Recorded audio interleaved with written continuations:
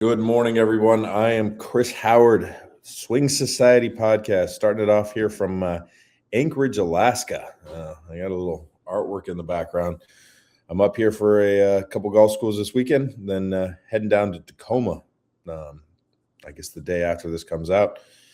But we're having a good time running through here. It is quite a weird place to have it be light 24 hours a day. Sun's not up all day, but from about 11:30 at night through 3:30 in the morning, it's just got this weird light out all day.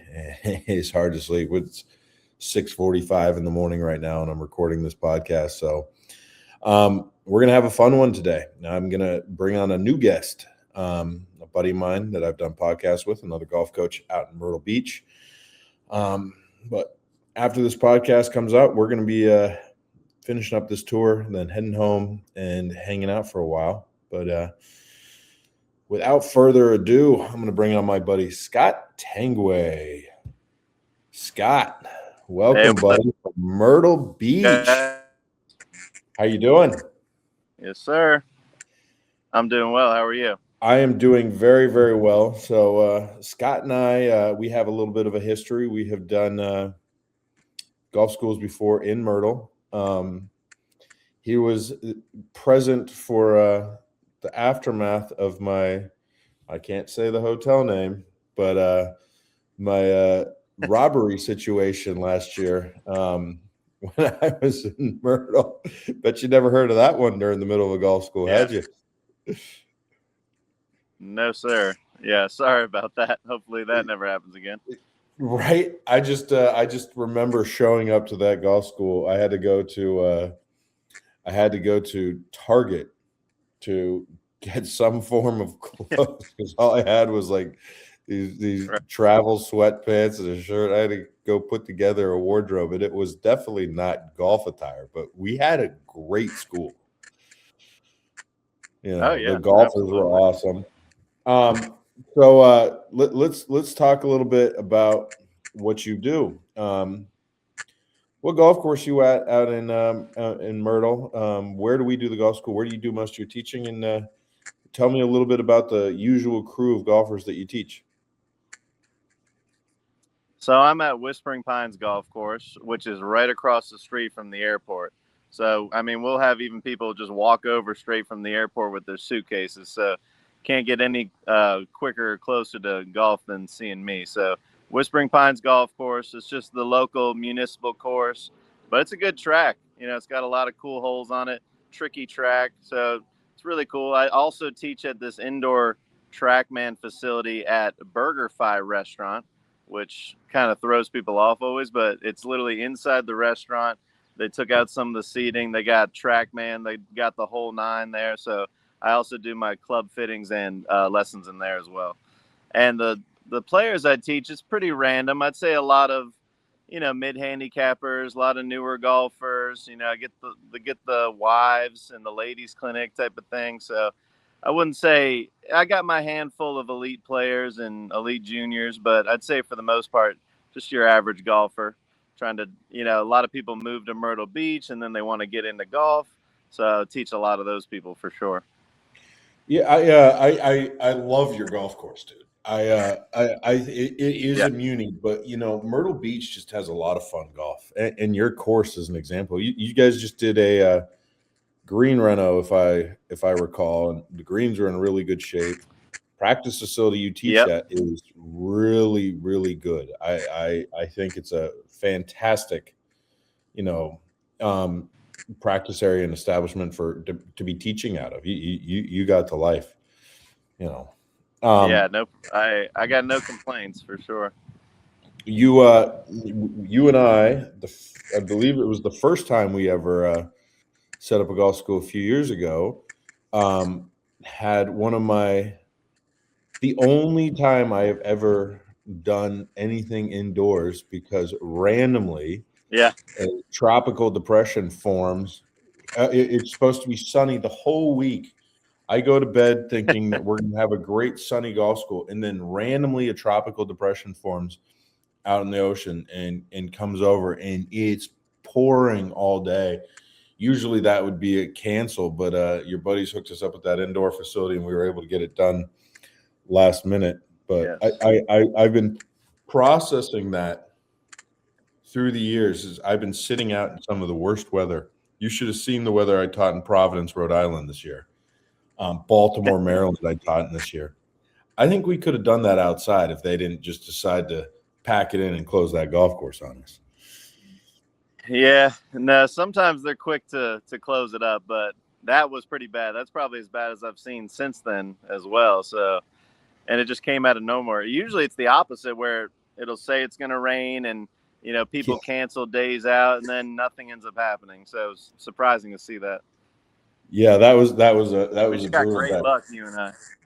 Yeah, I mean, the last 2 years we've done it, the weather has been an absolute perfect thing. I always set up that golf school sometime in the fall, winter, because I like to pair it up with my Charlotte school, because I'm in town to go to a Saints football game, and this year will be none the different. We'll be in there in December this year, so a little later than normal, but I'm looking forward to a nice, perfect Myrtle Beach day. That's when everyone's heading to Myrtle Beach. They go down there for the winter, get the clubs out of storage from the Northeast. My question to you, snowbirds. My question to you is, I'm guessing that you get a lot busier during the winter. Yeah, I'd say it's kind of the same. I think right now, spring, early summer and fall are still the busiest times of year, because that's when a lot of people are coming down on their trips and the weather's a little bit better. But it definitely doesn't fall off any in the winter, because it's still, I mean, there's obviously some cold days, but it's still pretty nice for the most part. You throw on a jacket. And now that I have that indoor place, I think it'll be even more. So I've only had that for a little bit, but I'm thinking now I'll be able to do even more on those days that are really cold. Yeah, I go back to my childhood growing up in DC, and I went to Myrtle a lot, right? And it was two different things. It was either for a golf tournament, which junior tournaments in Myrtle always seem to be during the middle of the winter, or you go out with your boys, and that's a summer trip, and it is brutally hot. But I mean, when you're a 21, 20, 19, young person, you play some golf when you're down there, but you're generally not in Myrtle for the golf. You're generally in Myrtle to run from bar to bar and see what you can find. But I just fondly remember going to Myrtle and playing golf and doing all that stuff when I was a kid, and it was great. All right, so one of the things I always do every week is I ask some of my golf schoolers questions that they would have for golf professionals. So I'm gonna tee up a few easy ones here in a second. Now, a couple questions for you. When you're teaching, do you usually teach private lessons, or do you teach groups, or you teach a mixture of both? What are you looking at when you're teaching outside of a golf school with me? Right. Yeah, I'd say it's mainly private lessons, one-on-one sessions. I'll have some friends or some couples here and there, but I'd say probably 80% of it is one-on-one lessons. And then I do have a few different clinics, and I'm trying to get more men get into clinics, but I have, a bunch of ladies clinics that I do. So I'm trying to get the men to get into it a little bit, but I have a few 3 or 4 times a week, actually. I get, a good 6 to 12, ladies in a lot of those clinics. So that's been pretty big, but I'd say it's mainly one-on-one for sure. Gotcha. All right. So the first question one of my players asked, I'm sure you see this a lot in your teaching, based on what you've told everyone that you do. If a player comes to you with a slice issue, how do you approach that slice issue? And when you're sending the player home, what are you generally telling them to work on if they come into you with a slice? I mean, the easiest one's the grip.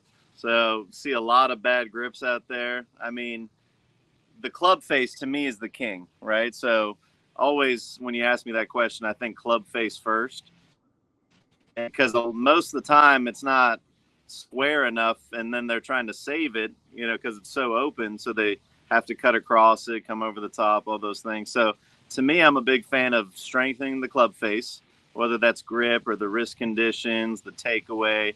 It kind of depends on who I'm working with, but I'm big shot, more shot first.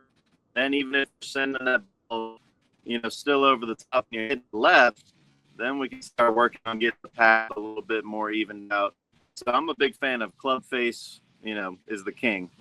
So that first, even if we're pulling and hooking, and then we keep that same club face and we start getting the path a little bit out. To me, that's the number one key for sure. I don't see it like people that tend to just have the face more shut intuitively. I don't see them coming over the top nearly as much. So I'm big on club face first, and then some pivot things and stuff like that. So I'm guessing that in your day-to-day life, that is one of the biggest things that you come across is the slice from the old tourist slice. Oh yeah, absolutely. If that wasn't around, I don't know if we'd have a job. Yeah, so yeah, that's a big one for sure. Guy gets off the plane, him and his wife come over for a lesson. They're both slicing the golf ball. I'm sure about that. Now, here's another one that should be right up your alley. I tried to pick the questions that would most be associated with the let's call it the resort golfer, right? The golfer that you would see in traveling into town. Because this is one of the things that the Myrtle Beach Golf School definitely brings. Myrtle Beach is definitely a different vibe than some of my golf schools that I see all around the world. Like, it's very different than what I did yesterday here in Anchorage. But the next question came from one of my players that says, I struggle with contact. Do you have a drill to save my contact? And I said, I think Scott might have one. What's your go-to for a player that's sitting there struggling with contact, hitting chunks, tops, whatever? Yeah, so a big one, I think, is a really big thing where you could simply just have a little bit of a lane with alignment sticks or two clubs and just having the ball right there in the middle to kind of, just like you would with putting, like a little bit of a gate, if you will. So just kind of narrowing their focus, especially newer resort type golfers, like you said, where they just don't quite have that club face awareness yet. So even without getting into too many tips, just kind of getting that little alignment stick middle and making either side of the stick is pretty effective, I think. Another big one that I'm a huge fan of, and it's nothing fancy, anyone could do it, you don't even need any drills, is just doing more half swings. So you take a pitching wedge, you take an 8-iron, and you just go 9-3, you just go hip to hip, and you're just working on little punch shots. Like if I tell people, like if you were just in the trees and you had to punch this low to get back in play, just hitting. I mean, the amount of times I have people just simply do a few of those, and then a lot of times I'll hear, oh, that's going as far as my full swing, because they finally made that compression back. So even though their swing arc, it was the same distance or close to it, just because they made better contact. So I think that's a really overlooked one that people don't know enough, where just trying to force it into the full swing, where you could just take that same mid-iron and just do like a pitch shot type motion, work on contact. The last one that I like a lot is, especially for the chunking and the thinning, you get a towel, maybe a tee, but I like a towel, and you put it maybe a club head or two behind the ball, and we're trying to get that person to get that more down and through and make sure we're hitting the ball first or second and not catching that towel or the grass in between the ball and the towel. So to me, those are some of my favorites. Last one I just thought of. Just simply, you put a broken tee or a leaf or something in front of the golf ball. Mm-hmm. a lot of people that I see, I mean, this might be the really new golfers, but so to the experienced player, this might seem crazy, but the amount of people that I teach that think you're supposed to hit the ground right club sits at address right behind the ball or right under the ball. I mean, I hear that all the time. Or if I just open with that question and ask them, where should you clip the turf? Should it be, under, before, after? I mean, I hear before 87% of the time. So even just having that conversation, especially if they're shooting 90 or above, usually most people don't just not even understanding the goal, and they're trying to, they think they have to kind of get under the ball to get it in the air, and it's just not the case. So those are a lot of my favorites right there, and all that pretty straightforward. You don't need, any fancy gadgets or anything. All that's in everyone's bag right there. So I think those are a lot of my favorites for contact. I think those are all when you're dealing. I mean, when you're dealing with the regular AM that's showing up, I think those are great. I love the T drill. I mean, when you're dealing with really high level players, right? A lot of times you'll notice someone starts chunking it because they come down on the steeper end, and their compensation to get the club behind the hands is to go into a tilt that throws the club back. They're getting here making this motion, and it starts to raise the handle and move low point back. But I think with a lot of just straightforward AMs, high handicappers that constantly chunk and top golf balls, that their mind says, "Oh, I pulled my head." Like, no, you didn't not look at the golf ball. That's not the main reason, right? I think most AMs are struggling because there's just a lot of lateral movement in their golf swings. It's, they're loading up and moving back and doing all that stuff. So all those drills that you just brought up there generally will help a player learn how to stay more centered over a golf ball and put them in position where they don't have to, move. They'll learn to stay more centered. And you have a conversation with them about keeping the body more centered, changing the pivot like you were talking about. They can put it together pretty fast and clean up contact, in my opinion. Next question for you was a pretty simple question. Player said he's missing a lot of short putts. Now, I'm going to say that golf schoolers that I see I'll rephrase this question for you. So, player says he's missing a lot of short putts, but in my experience, generally when they say they're missing short putts, they lag it up there to 10 feet and then they miss the putt because they don't lag it in tight enough.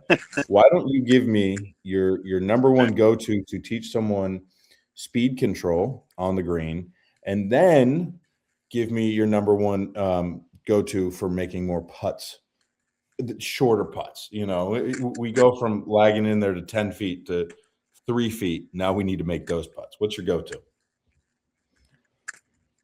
So for the lag putting, I'm a big fan of a lot of time, and of course use a hole, but you can do a lot of that without even a hole. So before where you're kind of or I call it leapfrog, where you set up maybe 2 alignment sticks or 2 clubs about 10, 20 feet away, and you put them about 10 feet apart, and you're trying to, get the first one to the front stick, and then progressively see how many you can stack in a row after the next one, just kind of judging that a little bit more pace and to put some pressure on it to help you transfer it. If you come up short or you blast, by the second stick, or if you're going to use a hole, just going, just in general, if you're talking technique, I like to do it with the length of the stroke. So, you see a lot of amateurs, they'll hit or they'll take the same length backswing on a 30, 40-foot putt that they do on the shorter putts.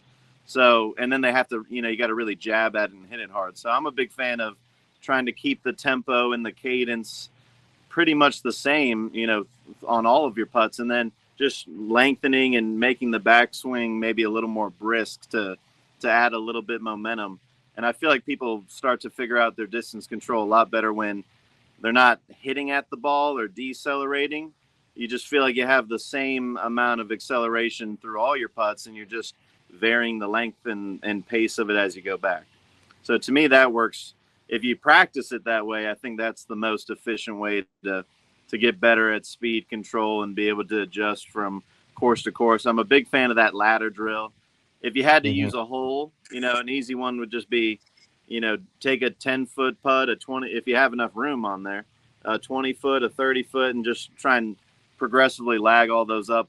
And then the thing with the putts too is, you've got a good, circle radius or whatever around there that you can play with. It doesn't have to be stone dead next to the hole. I mean, I always tell people it's like you have 12 feet to work with, 3 feet long, short, left and right. So it's not like it has to be perfect. You just want to get it, like you said, you can't really call it a lag and be mad about the second putt if you're from 10 feet. Even the pros, that's less than 50-50. I think an 8-footer is about 50-50 for them.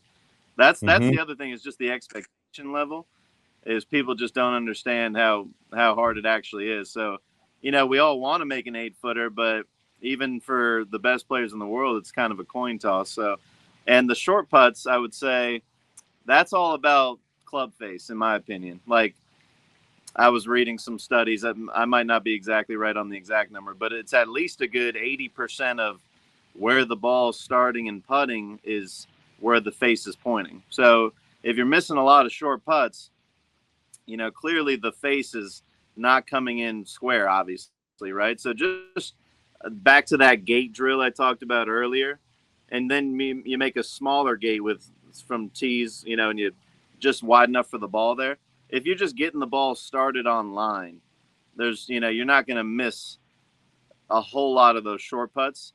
The other thought would be aim. I mean, I see a lot of people I teach, because aim, I think, is overrated or underrated. People don't realize how important that is, or how off their aim is. So, I'll have someone for a putting lesson, and we look at a putt and they think it's, it's left to right a ball, and then they're set up on the right side of the cup a ball. So, even from 2-3 feet, you're not going to make that if your aim is that far off and it's kind of skewed to their eye line. So I'm big on that. And the last one I'd say, this is definitely my favorite. So everyone go and grab this, is a Swanson yardstick. To me, that's the best thing ever. It's like this very flat, like razor sharp yardstick, so it doesn't really fall off much. And you just put the ball on one end of it. And if you can keep it on that yardstick, I mean, you're golden. I mean, even me as a player, that's helped me a lot more than a lot of fancy, gadgets that I've bought. So you just get that Swanson yardstick, and if you can roll putts over that in the living room and just keep it on there for that 3 feet, I think you'd save yourself a lot of trouble. Dude, I have done that so many times in my life, and I am a good putter. I think anyone who's played with me would say that the best part of my golf game is my putting ability, but I cannot keep a ball on one of those yardsticks. When you look at my putting stroke, I've always had a slight bit of a cut stroke, so my ball does cut. I just know how it's going to react. And trying to keep a ball on one of those yardsticks is just impossible for me. I can't stand it. That's funny. That's funny. So, well, to your point, it's all about. I'm glad you brought that up, because it's all about just starting it online, like I said before. So whether you have because I'm kind of the same way. I'll teach people to try and arc it a little bit and not do that stuff, because their cut stroke is like way across it. So try and neutralize it a little, but as long as you can, whatever way you want to do it, as long as you can get it consistently starting online, it doesn't have to look any type of way. So as long as, like, that gate drill might be better then. So as long as you can get it through that window, whether you come way inside or cut across a little bit, all that matters is that it's repeatable, like you said. Sure. I think repetition in putting is absolutely critical. I mean, knowing what your ball is going to do off that club face is huge, and most people have no clue. They have no clue what their golf ball is going to do. They have no clue what the read is. I had a golf school most of these things have been near sold out capacity this whole year. I had one golf school a few weeks ago that was just 4 people, not the usual 8 crowd. So I did my stuff, and we kept them in a group of 4, and then I went over and watched Max teaching his stuff, right? And he handles putting and short game for me while I do full swing, speed, scoring wedges, all that stuff with my group, and then they swap. Right. So I went over and I was watching his stuff and being active with him the whole time. And Max asks every player to sit there over a putt, tell and do their own read. That's the first thing he asks them to do. Do their own read and put down a tee where on the aim line where they think the ball needs to start. So they go over to the other end by the hole, put a tee behind the hole, say this is where it's going to start. All right. And the amount of people who don't get the break right is amazing.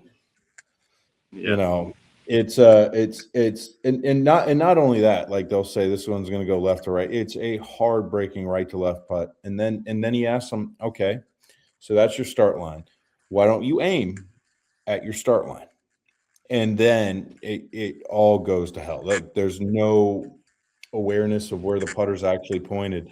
And then training them on that, it's interesting. You know, I mean, it's interesting to see. That's why I put together the whole golf school. Everything he does is something I wanted to see. And it was interesting to me when I was going through testing. I run these golf schools on a whole bunch of people in Vegas beforehand. All the drills are tested to see improvement for every level of player. Like there's a lot of thought that goes into it. And when I was doing the testing back at the end of last year for this year's format, it was fascinating to me how many players just struggled with both of those, knowing where they were aligned and reading green. So if you can't do either of those and your lag putt is to 10 feet, good luck making that short putt. You know, it's hard to even, nail down what type of stroke you should do when your alignment and your aim are off every time. So it's just going to be random results and you can't even really work on it. So I love that. And you see this with the pros. I mean, they're constantly working on those pre-swing fundamentals, where their eyes are, where the aim is, where the ball position is, even just ball position.